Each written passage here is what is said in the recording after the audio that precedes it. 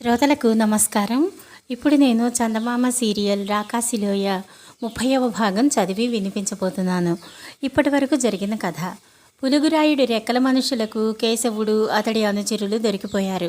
కానీ ఆ రాత్రి కేశవుడు వాళ్ళు ఉన్న గుడారంలోకి బిడాలి శ్వానకర్ణి ముఠాల అడవి మనుషులు ఇద్దరు ప్రవేశించారు.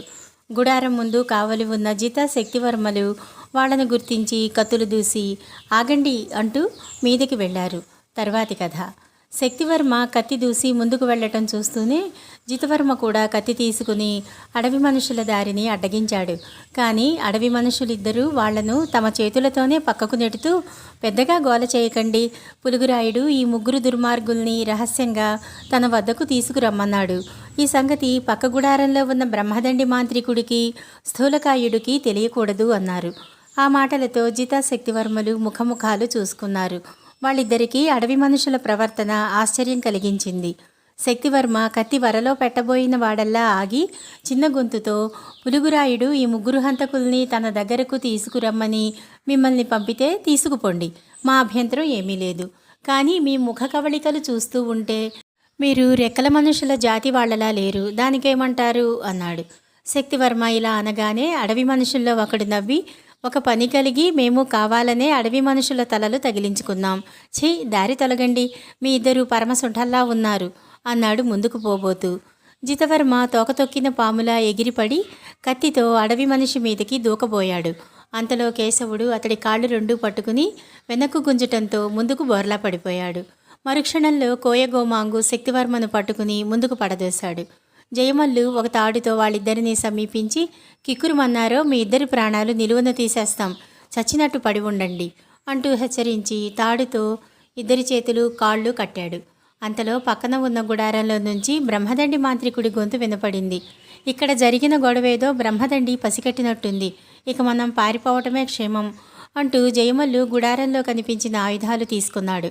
ఆ సరికి బ్రహ్మదండి స్థూలకాయుడు కూడా పెద్దగా గావు కేకలు ప్రారంభించారు.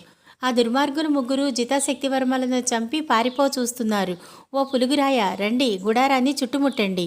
ఆ కేకలు వింటూనే జయమల్లు గుడారం ద్వారం దగ్గర ఆగి అడవి మనుషులతో, మీ ఇద్దరూ లోపలికి రావటం చూస్తూనే మీరెవరైంది పోల్చుకున్నాం. లోగడ మిమ్మల్ని బిడాలి శ్వానకర్ణి వెంట చూశాం. మీ ముఠాల వాళ్ళు పెద్ద బలగంతో ఇక్కడికి దాడికి వస్తున్నారా అని అడిగాడు. అలాంటిదేమీ లేదు, మీరెలా ఉన్నారో చూసి రమ్మని మా నాయకులు మమ్మల్ని పంపారు అన్నాడొక అడవి మనిషి. కేశవుడు గుడారం నుంచి బయటికి వెళ్ళి బ్రహ్మదండి మాంత్రికుడున్న చోటుకేసి ఓ మారు చూసి జయమల్లితో ఏదో చెప్పబోయేంతలో స్థూలకాయుడు కొరడా జలిపిస్తూ అటికేసి రాసాగాడు. అది గమనిస్తూనే కోయగోమాంగు కత్తి దూసి అతడి మీదికి ఉరకబోయేసరికి వాడు పెద్దగా బొబ్బలు పెడుతూ వెనుతిరిగి ఆ క్రూరులు ముగ్గురికి తోడుగా మరిద్దరు రెక్కల మనుషులు చేరారు. పులుగురాయుడు ముఠాలోనే ముసలం పుట్టింది. స్వామి ద్రోహం, పులుగురాయ స్వామి ద్రోహం అంటూ పరిగెత్తాడు. జయమల్లు చుట్టూ ఓ మారు కలయి చూశాడు. ప్రతి గుడారం ముందు రెక్కల మనుషులు గుంపులుగా చేరుతున్నారు. కొందరు మోసం, స్వామి ద్రోహం అంటూ అటు ఇటు పరిగెత్తుతూ ఎదురైన వాళ్లకు ఏమేమో చెబుతున్నారు. కేశవ, గోమాంగ్, మనం పారిపోయేందుకు ఒకే ఒక ఉపాయం నాకు తోస్తున్నది. ఈసరికే మన శత్రువులందరికీ మనం గుడారంలో నుంచి తప్పించుకుని బయటపడినట్టు తెలిసిపోయింది. వాళ్ళు క్షణాల మీద మనను పట్టుకునేందుకు ఇక్కడికి వస్తారు. మనం ఎక్కడ ఉన్నది, ఎటు పారిపోతున్నది వాళ్లకు తెలియకుండా తికమక పెట్టేందుకు ఒకటి చేద్దాం. ఆ వెలుగుతున్న కాగడాలు తీసుకుని సాధ్యమైనన్ని గుడారాలకు నిప్పు పెడదాం. అప్పుడు బయలుదేరే గందరగోళంలో మనం పారిపోవచ్చు అన్నాడు జయమల్లు. జయమల్లు మాట ముగించే లోపలే కేశవుడు, గోమాంగు, అడవి మనుషులిద్దరూ భగభగమండే కాకడాలు తీసుకుని మోసం, స్వామిద్రోహం అని అరుస్తూ అందుబాటులో ఉన్న గుడారాలన్నింటికీ నిప్పు పెట్టారు. క్షణాల మీద అవి అంటుకుని భొగభొగమంటూ మంటలు లేచాయి. బ్రహ్మదండి మాంత్రికుడు, స్థూలకాయుడు ఆ మంటలు చూస్తూనే ఠారెత్తిపోయారు.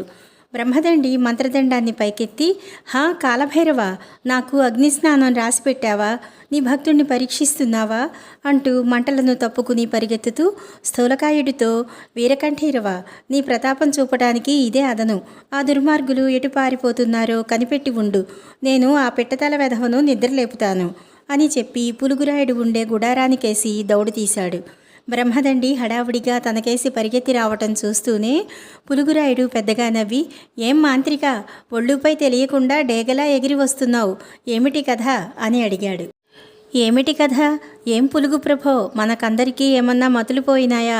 ఆ దుర్మార్గులు మన గుడారాలకు నిప్పు పెట్టి పారిపోతూ ఉంటే మీరు నవ్వుతూ ఇక్కడ కూర్చున్నారా?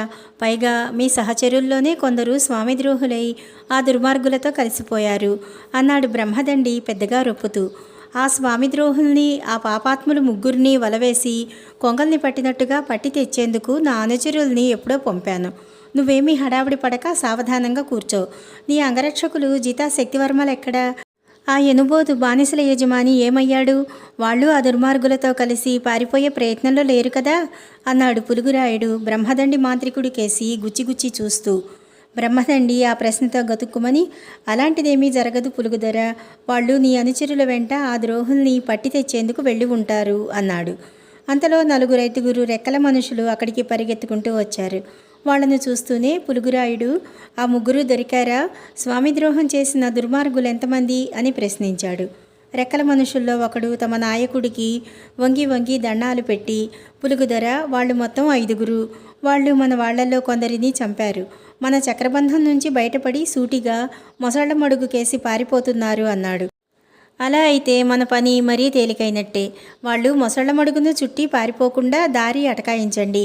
మడుగులో దిగి పారిపోయే ప్రయత్నం చేశారో అందరినీ మొసళ్ళు భక్షించి వేస్తాయి. ఒడ్డున ఆగితే మనం వేసిన వలలో చిక్కుకుంటారు. అది మన ఎత్తుగడ, అర్థమైందా? ఇక వెళ్ళండి అన్నాడు పులుగురాయుడు. ఆ కేశవుణ్ణి మాత్రం మొసళ్ళు తినకుండా చూడాలి పులిగేంద్ర. వాడు చచ్చేందుకు వీలు లేదు. రాకాసిలోయలోని ధనరాశులకన్నింటికీ వాడే వారసుడు అంటూ బ్రహ్మదండి మాంత్రికుడు గోల ప్రారంభించాడు. పులుగురాయుడు ఆ మాటలేవి వినని వాడిలా లేచి నిలబడి తన అనుచరులతో, పదండి, వాళ్ళు మొసళ్ళవాత పడ్డారో మన వాళ్ల చేత చిక్కారో చూద్దాం అంటూ బయలుదేరాడు. బ్రహ్మదండి అతన్ని అనుసరించాడు. పులుగురాయుడు మొసళ్ల మడుగు ప్రాంతం చేరేసరికి ఆ ప్రదేశమంతా అటు ఇటు పరిగెత్తే వాళ్లతో, కేకలు పెట్టే వాళ్లతో పెద్ద గొడవగా ఉన్నది. అతడు తన అనుచరుల్లో 2-3 దగ్గరకు పిలిచి, ఏమైంది? వాళ్ళు మన వల నుంచి తప్పుకుని పారిపోలేదు కదా అని ప్రశ్నించాడు. లేదు దొర, వాళ్లను ఉచ్చులో బిగించేందుకు చుట్టూ కమ్ముకుంటూ వచ్చాం. వాళ్ళు మరెటూ పోయేందుకు దారి లేక మొసళ్ల మడుగు అంచున ఉన్న చెట్ల పొదల్లోకి దూరారు. ఇక మనం వాళ్లను వెతికి వాటి మధ్య నుంచి కుందేళ్లను లాగినట్టు బయటికి లాగటమే మిగిలి ఉంది అన్నాడొకడు. భేష్, మహాబాగుంది. ఆ పని కాస్త అయిందనిపించండి అంటూ పులుగురాయుడు ఎగిరి ఒక చెట్టు మూడు మీద నిలబడ్డాడు. అతడి అనుచరులు కాకడాలతో పొదలన్నీ వెతుకుతూ ముందుకు కదిలారు. అదంతా చూస్తున్న బ్రహ్మదండికి కేశవుడు దుస్సాహసంతో మొసళ్ల మడుగులోకి దూకి పారిపోయే ప్రయత్నం చేస్తాడేమో అనిపించింది. ఆ వెంటనే అతడు పెద్దగా గొంతెత్తి, వత్స కేశవ, నీకొచ్చిన ప్రాణభయం ఏమీ లేదు. నీ వెంట ఉన్న ఆ ద్రోహుల్ని వదిలి ఇటు వచ్చెయ్యి. దయామయుడైన పులుగురాజేంద్రుడు నిన్ను తప్పక క్షమిస్తాడు అని కేకపెట్టాడు. బ్రహ్మదండి పెట్టిన కేకకు జవాబుగా అన్ని వైపుల నుంచి బిడాలికి జై, శ్వానకర్ణికి జై అన్న భీకరమైన నినాదాలు మారుమోగినాయి. ఆ వెంటనే పొడవైన ఈటెలు మొయ్యమంటూ వచ్చి రెక్కల మనుషుల మీద పడసాగాయి. పులుగురాయుడు మోడు మీద నుంచి కిందకు దూకుతూ, ఈ అడవి మనుషులు మన చక్రబంధానికి చుట్టూ చక్రబంధం బిగించారు. లాభం లేదు, పరిగెత్తండి. ఆకాశంలోకి గరుడ పక్షుల్లా లేవండి అంటూ వెనుతిరిగి కాలిబలం కొద్దీ పరిగెత్తసాగాడు. బ్రహ్మదండి కూడా అతడి వెనుక పరిగెత్తుతూ, జిత, శక్తి ఎక్కడా అని అరవసాగాడు. రెక్కల మనుషుల గుడారాలు నిప్పంటుకుని మండిపోవటం చూసిన బిడాలి, శ్వానకర్ణి ఇదే మంచి తరుణం అనుకుని తమ ముఠావాళ్లతో వచ్చి రెక్కల మనుషుల మీద పడ్డారు. మొదట విసిరిన ఈట దెబ్బలకే హడులుకొని రెక్కల మనుషులు పారిపోయే ప్రయత్నం చేయటంతో వాళ్లకు ఎక్కడలేని ధైర్యం కలిగింది. కానీ వాళ్లకు కేశవుడు, అతడి అనుచరులు ఎక్కడ ఉన్నది సూచన మాత్రంగానైనా తెలియలేదు. ఆ కారణం వల్ల తాము విసిరే ఈటెలు ఒకవేళ వాళ్లకు తగిలినా తగలవచ్చన్న అనుమానం శ్వానకర్ణికి, బిడాలికి కలిగింది. ఆ వెంటనే వాళ్ళు తమ అనుచరులకు ఈటెలు విసిరవద్దని ఆజ్ఞాపించి గొంతులెత్తి, కేశవ, జయమల్లు, మీరెక్కడ ఉన్నారు అంటూ కేకలు వేశారు. బిడాలి, శ్వానకర్ణి పెట్టిన కేకలు మొసళ్ల మడుగు అంచున గల పొదల్లో దాగి ఉన్న కేశవుడి అనుచరులకు, వారి వెంట ఉన్న అడవి మనుషులకు వినపడ్డాయి.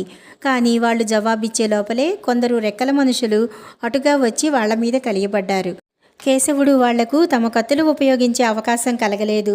ఒకవైపున మొసళ్లతో నిండి ఉన్న మడుగు, రెండవ వైపున చెట్ల పొదలు.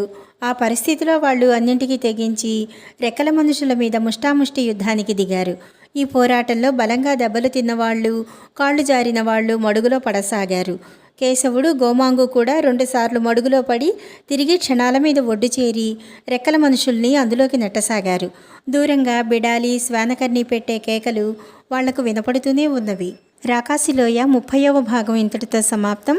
తరువాయి కథ 31వ భాగంలో తెలుసుకుందాం. నమస్కారం.